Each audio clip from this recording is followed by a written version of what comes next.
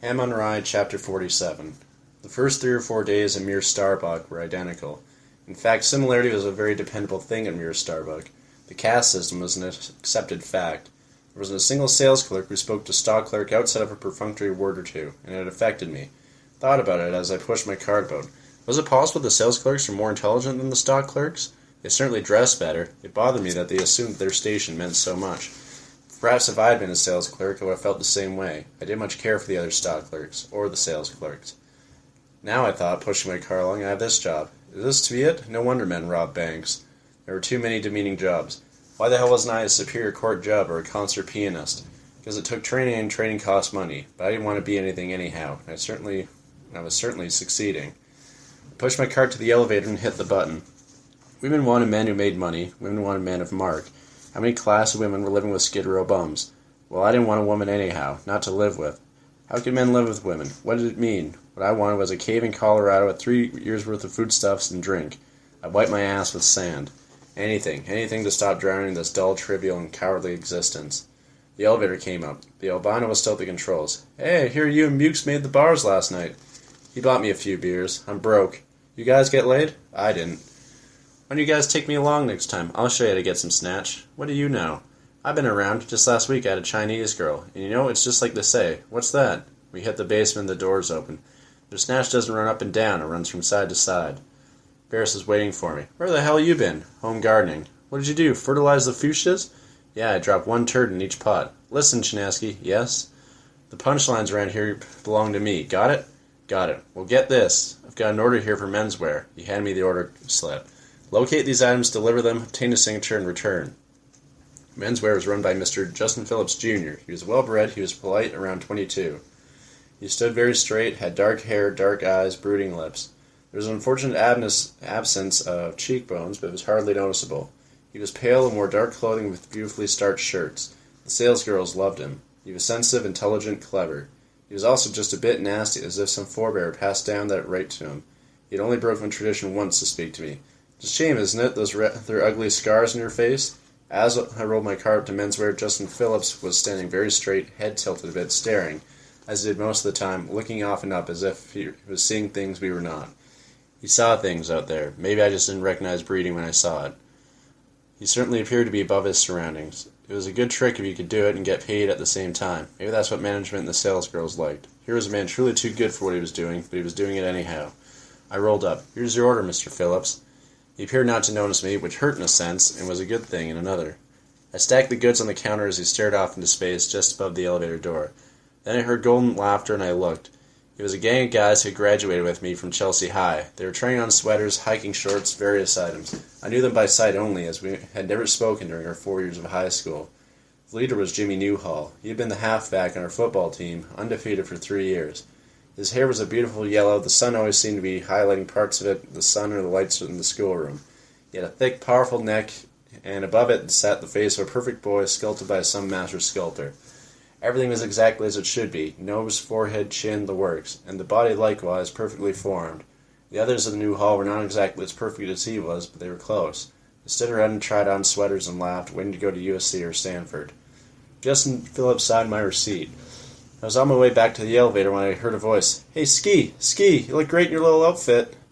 I stopped, turned, gave him a casual wave with the left hand. Look at him, toughest guy in town since Tommy Dorsey. Makes Gable look like a toilet plunger. I left my wagon and walked back. I didn't know what I was going to do. I stood there and looked at them. I didn't like them, never had. They might look glorious to others, but not to me. There was something about their bodies that was like a woman's body. They were soft. They had never faced any fire. They were beautiful nothings. They made me sick. I hated them. They were part of the nightmare that always haunted me in one form or another. Jimmy Newhall smiled at me. Hey, Stockboy, how come you never tried out for the team? It wasn't what I wanted. No guts, eh? You know where the parking lot on the roof is? Sure. See you there. I strolled out toward the parking lot as I took my smock off and threw it into the cart. Justin Phillips Jr. smiled at me. My dear boy, you're going to get your ass whipped. Jimmy Newhall was waiting, surrounded by his buddies. Hey, look, the stockboy. You think he's wearing ladies' underwear? Newhall was standing in the sun. He had his shirt off and his undershirt, too. He had his gut sucked in and his chest pushed out. He looked good. What the hell had I gotten into? I felt my underlip trembling. Up there on the roof, I felt fear. I looked at Newhall, the golden sun highlighting his golden hair. I'd watched him many times on the football field. I'd seen him break off many 50 and 60-yard runs while I rooted for the other team. Now we stood looking at each other. I left my shirt on. We kept standing. I kept standing. Newell finally said, "Okay, I'm going to take you now." He started to move forward. Just then a little old lady dressed in black came by with many packages. She had on a tiny green felt hat. "Hello, boys," she said. "Hello, man. Lovely day." The little old lady opened her car door and loaded the packages. Then she turned to Jimmy Newhall. "Oh, what a fine body you have, my boy. I'll bet you could be Tarzan of the Apes." "No, ma'am," I said. "Pardon me, but he's the ape, and those with him are his tribe." "Oh," she said. She got into her car, started it, and we waited as she backed out and drove off. "Okay, Chinaski," said Newell. "All through school you were famous for your sneer and your big goddamn mouth, and now I'm going to put the cure on you." Newell bounded forward. He was ready. I wasn't quite ready. All I saw was a black drop of blue sky and a flash of body and fists. He was quicker than an ape, and bigger. I couldn't seem to throw a punch. I only felt his fists as they were rock hard. Squinting through punched eyes, I could see his fists swinging, landing. My God, he had power. It seemed endless, and there was no place to go. I began to think, maybe you are a sissy. Maybe you should be. Maybe you should quit. But as he continued to punch, my fear vanished. I felt only astonishment at his strength and energy. Where did he get it? A swine like him? He was loaded. I couldn't see anymore. My eyes were blinded by flashes of yellow and green light, purple light, then a terrific shot of red. I felt myself going down. Is this the way it happens? I fell to one knee. I heard an airplane passing overhead. I wished I was on it. I felt something run over my mouth and chin. It was warm blood running from my nose. "Let him go, Jimmy. He's finished." I looked at Newhall. "Your mother sucks cock," I told him. "I'll kill you." Newhall rushed me before I could quite get up. He had me by the throat and we rolled over and over under a dodge. I heard his head hit something. I didn't know what it hit, but I heard the sound. It happened quite quickly and the others were not aware as I was. I got up and then Newhall got up. "I'm going to kill you," he said. Newhall windmilled in. This time wasn't nearly so bad. He punched with the same fury, but something was missing. He was weaker. When he hit me, I didn't see flashes of color. I could see the sky, the parked cars, the faces of his friends, and him. I'd always been a slow starter. Newell was still trying, but he was definitely weaker. And I had my small hands. I was blessed with small hands, lousy weapons. What a weary time those years were, to have the desire and the need to live, but not the ability. I dug a hard right to his belly, and I heard him gasp. I grasped him from behind the neck with my left and dug another right to his belly. Then I pushed him off and cracked him with a 1-2, right into that sculpted face. I saw his eyes, and it was great. I was bringing something to him that he had never felt before. He was terrified because he didn't know how to handle defeat. I decided to finish him slowly. Then someone slugged me on the back of the head. It was a good hard shock. I turned and looked. It was his red-headed friend, Cal Evans. I yelled, pointing at him, "Stay the fuck away from me. I'll take all of you one at a time. As soon as I'm done with this guy, you're next." It didn't take much to finish Jimmy. I even tried some fancy footwork. I jabbed a bit, played around, and then I moved in and started punching. He took it pretty good, and for a while I thought I couldn't finish it, but all of a sudden he gave me this strange look which said, "Hey, look, maybe we ought to be buddies and go have a couple of beers together." Then he dropped.